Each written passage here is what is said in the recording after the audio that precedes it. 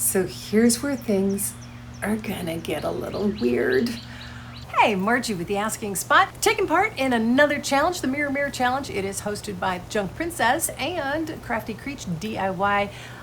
This is another one of those unique antique challenges, and I am thrilled to be a part of it because this piece is pretty cute, but needs some refreshing, and I have got a bit of an idea. Now, the Mirror Mirror Challenge, we're supposed to do something from the Flippin' Bunch, and I always kind of thought of myself as, the unofficial fifth member, except for they never asked me to be a part of it. But nonetheless, I think the world of these ladies, and I am full of inspiration for what to do with this piece. Of course, it's gonna start out like they all do. You gotta give it a good cleaning and then sanding. Now, because I have some chemical stripper around, I'm gonna give that a shot. I don't know that this piece is gonna be that hard to get off of the previous stuff, but chemical strippers, once you open them, they don't really last that long. You're not supposed to keep them around, so I'm trying to get as much of this thing used as possible.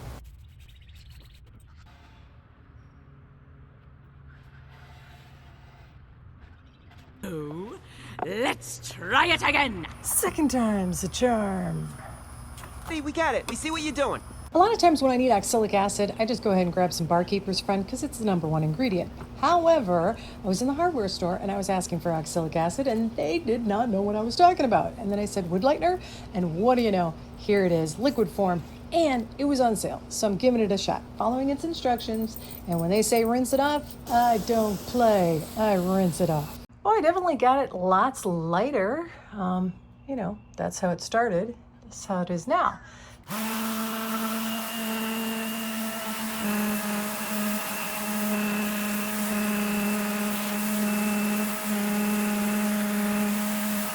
I figured out what it is just based on the smell. This is some form of pine. And that means it's probably pretty yellow. Nuts. All right.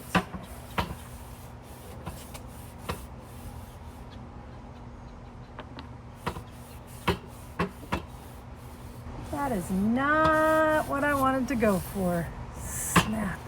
Meanwhile. Okay, you know the drill. Bzz, bzz, bzz, bzz, bzz. I'm gonna do a lot of sanding in this. I'm gonna start with a higher grit and then... That doesn't sound right. No, start with a lower grit and then go up to a higher grit. Here's the thing though, the only thing that I'm gonna do slightly different to the base is I am gonna do an ombre effect. I think that's the word I'm looking for.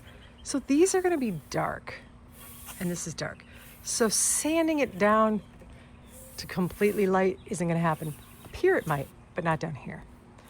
Bzz, bzz, bzz, bzz, bzz, bzz, bzz, bzz, bzz. This is where things might get a little bit weird.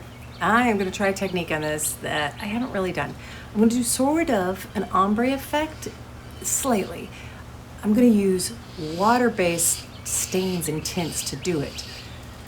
So hopefully that should mean that if I really mess this up, it shouldn't be too hard to fix it. Good deal of this and a little bit of this. Mix it in here, I have lots of water, and I'm gonna spray it down with some more water. This paint wash technique I actually attribute to Crystal with the Crafty Creech.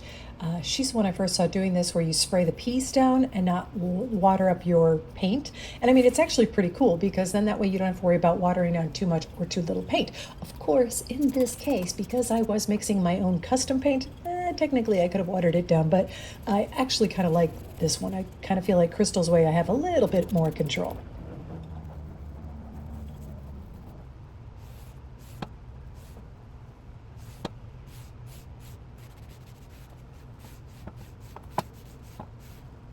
Regrets may seriously be in my future, because I plan on using my black... What a mess. Well, you can't tell from here, but this is a water-based stain. And I'm gonna try and bring it up, but not all the way up.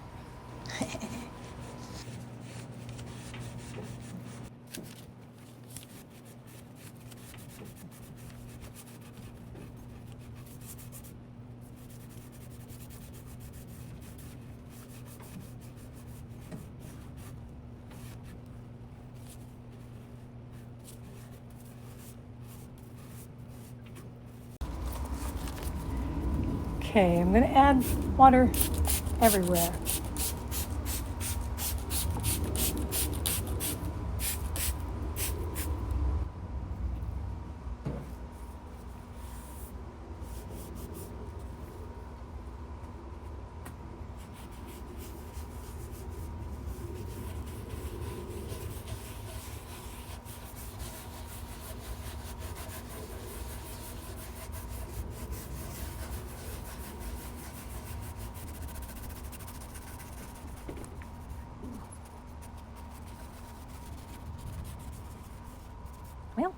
Okay, it's working.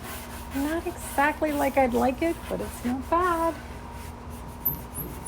Test time. You know how I always say try something in an inconspicuous spot if you aren't too sure about it? Well, this is the inside of the lid of this piece. And the reason I'm not too sure about this is because I never have any luck with stencils. However, I have seen some beautiful work from Levon and from Dar, so I'm like, I gotta try this. I gotta keep going. Oh, and as far as finding the center of the piece, this isn't exactly science here or anything like that, but basically I'm using these tool dowel rods, crisscrossing them, and it'd be better if I just use a piece of string from corner to corner, but since there is a hole for the handle, I kind of have an idea where the center is, so that helps. Seriously, I tried. I even used a stencil brush. I dabbed off any excess and just kept going, but I just don't have the patience for it. So, yeah, I painted in where I wanted it. This may well be the dumbest thing I've ever tried. But there's this watercolor technique. Now, mind you, I haven't even done it in watercolors. I've been thinking about trying it. Well, I'm gonna try it on this. The only smart thing I'm doing about this is at least I'm doing it on the back first. Here's the game plan. In theory, I've never tried this, but I've seen a lot of artists do it. What you do is you wet the piece down. Well, paper is what they're working with. I'm gonna do it with this furniture. When you wet it, you add the paint, and I'm not even using watercolor paint. I'm using chalk paint, but I'm gonna really thin it down. It will give sort of a fade spread so that it can look like it's things in the distance. And then once that dries, you do a more solid line, and that looks closer. That's the theory. This may become the new all black side. I used this paint, and I kind of seriously watered it down. But here lies the thing I am most excited about, even though I don't know if it's going to work. I want to thank Kat for the inspiration behind this, because I've seen Kat do videos on painting things and just, going for it.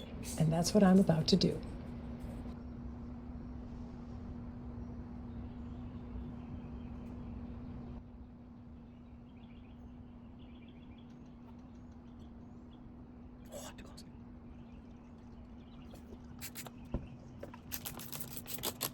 Ooh, that started to help.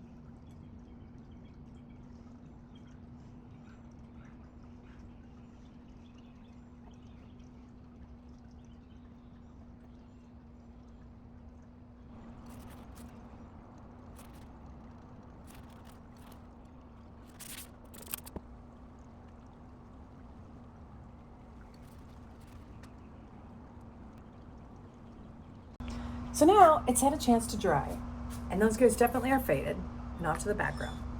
So I'm going to start adding some darker pieces. Like, this shouldn't be this light. What the heck?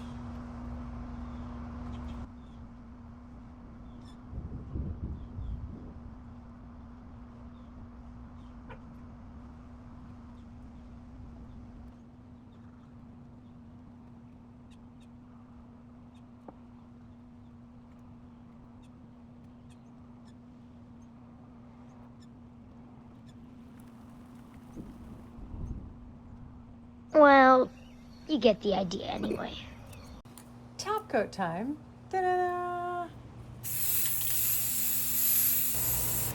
Well, before we go to the final results, let's take a look back where we started. Want to ask you if you could give a thumbs up, click subscribe, really helps out the channel. Also, want to thank our host of this Mirror Challenge. It is Jenna with the Junk Princess and Crystal with the Crafty Creech DIY, and also our inspirations, the Flippin' Bunch.